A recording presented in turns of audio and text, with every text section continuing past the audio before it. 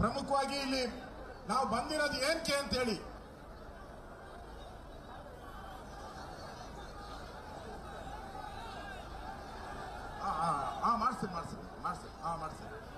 ಮಾಡಿಸ್ತೀರಿ ಬಂಧುಗಳೇ. ಫಸ್ಟ್ ನಾವು ಇಲ್ಲಿ ಬಂದಿರೋಂಥದ್ದು ನಾವು ಇರೋ ಮಾಹಿತಿ ಮಾಡ್ತೀರಿ ಇರಪ್ಪ. ಆಮೇಲೆ ಯಾರಪ್ಪ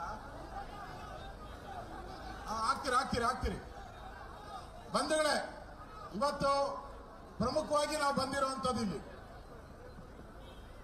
ವಾಲ್ಮೀಕಿ ಹಗರಣ 187 ಕೋಟಿ, ಸಿದ್ದರಾಮಯ್ಯನವರು ಮೂಡ 14 ಸೈಟ್ ಲೂಟಿ, ನಾವು ಅದಕ್ಕೆ ಬಂದಿರೋದು.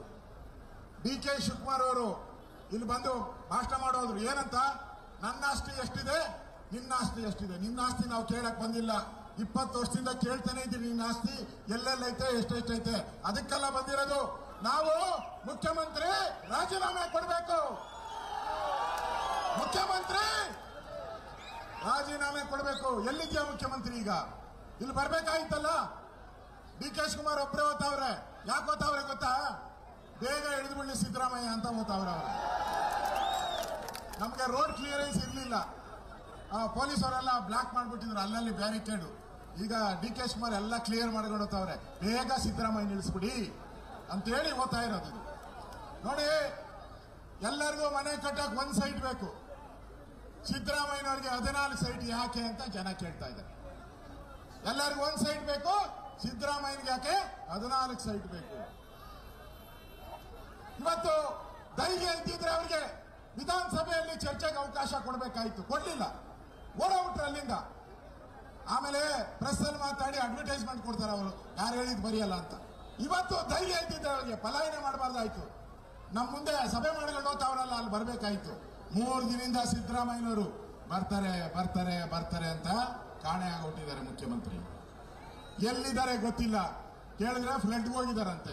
ಮಳೆ ಬಂದು ಅವಾಗೆ 1 ತಿಂಗಳಾಗೈತಪ್ಪ, ಫ್ಲಡ್ ಆಗಿ 1 ತಿಂಗಳಾಗೈತೆ. ಬಹಳ ಜನ ತೀರ್ಕೊಂಡು ಹೋಗವ್ರೆ, ಅಮಾಯಕರು ಪಾಪ. ಅವಾಗ ಹೋಗಿಲ್ಲ. ಇಲ್ಲಿ ಬಂದ್ರೆ ಮಾಧ್ಯಮದವ್ರು ಕೇಳ್ತಾರೆ, ಅಣ್ಣ ನೀನ್ ಯಾಕೆ ಅಣ್ಣ 14 ಸೈಟು ಅಂತ. ಅದಕ್ಕೆ ಉತ್ತರ ಕೊಡಕ್ಕಾಗದೆ ಪಲಾಯನ ಮಾಡಿದ್ದಾರೆ ಇವತ್ತು.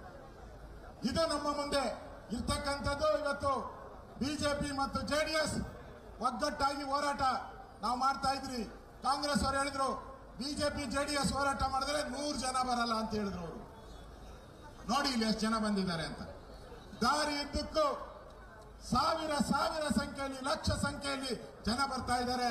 ಜನ ಎಲ್ಲ ಇವತ್ತು ಸಿದ್ದರಾಮಯ್ಯನವರೇ, ನಾವು ನೀವೇನೋ 5 ಗ್ಯಾರಂಟಿ ಕೊಡ್ತೀರಾ, ಒಳ್ಳೇದು ಮಾಡ್ಬಿಡ್ತೀರಾ, 2,000 ರೂಪಾಯಿ ಕೊಡ್ತೀರಾ ಅಂತ ಹೇಳಿದ್ರಿ.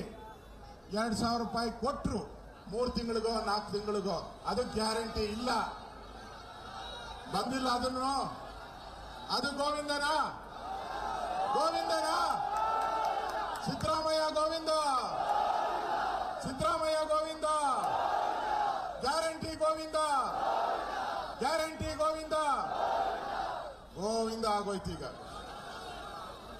2,000 ರೂಪಾಯಿ 3-4 ತಿಂಗಳಿಂದ ಬಂದಿಲ್ಲ, ಅದು ಗೋವಿಂದ. ನಾನು ಕಾಂಗ್ರೆಸ್ ಅವ್ರಿಗೆ, ಸಿದ್ದರಾಮಯ್ಯನವ್ರು DK ಶಿವಕುಮಾರ್ ಕೇಳ್ತಾ ಇದ್ದೀನಿ, ಅಲ್ಲಪ್ಪ 2,000 ಕೊಡ್ತೀನಿ ಅಂದೆ, ಏನೋ ಹೆಣ್ಮಕ್ಳು ಬಂದು ನೋಡು ನಮ್ಮ ಮನೆಗೆ 2,000 ಭಾಗ್ಯದ ಲಕ್ಷ್ಮಿ ಅಂದ್ರು. ಹಾಕಿದ್ರು ಗಂಡನಿಗೆ ಎಣ್ಣೆ ಹೊಡೆಯಕ್ಕೆ ಕ್ವಾರ್ಟರ್ಗೆ 50 ರೂಪಾಯಿ. ಕ್ವಾರ್ಟರ್ಗೆ ಎಷ್ಟು? ಹಾಲಿನ ಬೆಲೆ ಎಷ್ಟು? 3 ರೂಪಾಯಿ. Stamp duty lakh. ಪೆಟ್ರೋಲ್ ಬೆಲೆ 3 ರೂಪಾಯಿ. TC ರೈತರು TC 3 ಲಕ್ಷ. 2 ಲಕ್ಷ. ಯಾರು 2 ಲಕ್ಷ ಅಂತ ಅವ್ರಲ್ಲಿ 3 ಲಕ್ಷ. ಯಾರು 3 ಲಕ್ಷ? TCಗೆ ಕಮಿಷನ್ ಎಷ್ಟು? ಎಲ್ಲ ಸಿದ್ದರಾಮಯ್ಯ ಲೂಟಿ ಹೊಡೆದು ಡೆಲ್ಲಿಗೆ ಕಳಿಸ್ಬಿಟ್ಟಿದ್ದಾರೆ.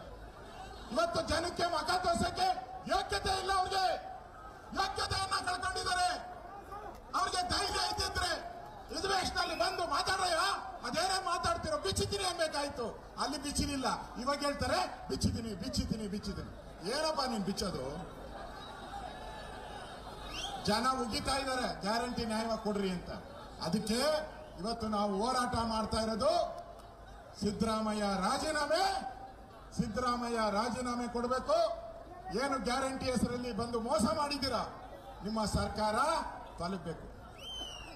ಲೂಟಿ ರಾಮಯ್ಯನವ್ರಿಗೆ ಇವತ್ತು ನೈತಿಕ ಅಧಿಕಾರ ಇದ್ರೆ ಡೆಲ್ಲಿಯಿಂದ ಕರ್ಸವ್ರೆ ಸಪೋರ್ಟ್ ಮಾಡಕ್ಕೆ. ನೀವು ತಪ್ಪು ಮಾಡಿಲ್ಲ ಅಂದ್ರೆ ಡೆಲ್ಲಿಯವ್ರು ಯಾಕಪ್ಪ ಸಪೋರ್ಟ್ ಬೇಕು ನಿಮ್ಗೆ? ಡೆಲ್ಲಿಯಿಂದ ಯಾಕೆ ದುಡ್ಡು ಕೊಟ್ಟು ಕರ್ಸಿದ್ದೀರಾ? ಡೆಲ್ಲಿಯಿಂದ ದುಡ್ಡು ಕೊಟ್ಟು ಯಾಕೆ ಕರ್ಸಿದ್ದೀರಾ? ನಿಮ್ ಧೈರ್ಯ ಇದ್ದಿದ್ರೆ ನೀವೇ ಫೇಸ್ ಮಾಡ್ಬೇಕಾಯ್ತು.